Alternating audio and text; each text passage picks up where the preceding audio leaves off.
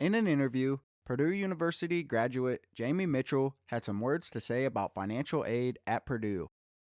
Submit your FAFSA by March 1st. Be sure to get your FAFSA in on time. Though the federal government may not require that it's complete until summer, both Indiana and Purdue have their own guidelines. Indiana requires that residents turn in their FAFSA by March 10th with the understanding that it can be updated throughout the year. This allows students to have access to state grants and scholarships. Purdue itself has a whole other date and requires that students complete their FAFSA by March 1st. File a residency application. Tuition for those who are not a resident of Indiana is $28,804 versus the $10,002 in-state tuition.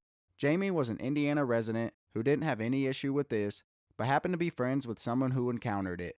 Purdue takes its residency guidelines very seriously, so it sometimes happens that an Indiana resident has to fill out one of these applications.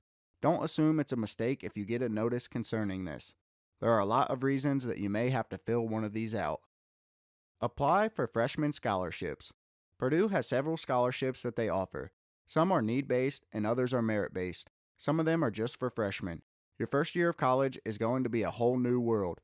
You're going to learn new ways to manage your time, study new topics, and be introduced to a vast collection of social opportunities. You are also going to learn about budgeting and managing your money.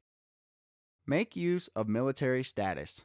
Jamie's father was in the military, so he was able to use financial aid for being a dependent of someone in the military.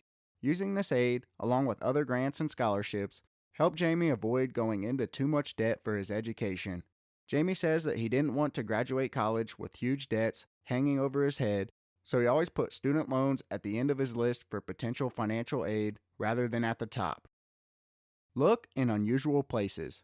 At first, Jamie was focused on keeping his grades up in an effort to earn merit-based scholarships, but he soon found that his grades may not be enough and that some independent research might be helpful. Purdue does take some outside scholarships, but some also get mailed directly to the student, so acceptance isn't always an issue.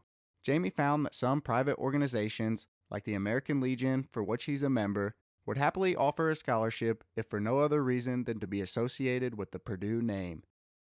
So for more tips and tricks on colleges and universities, check out our website,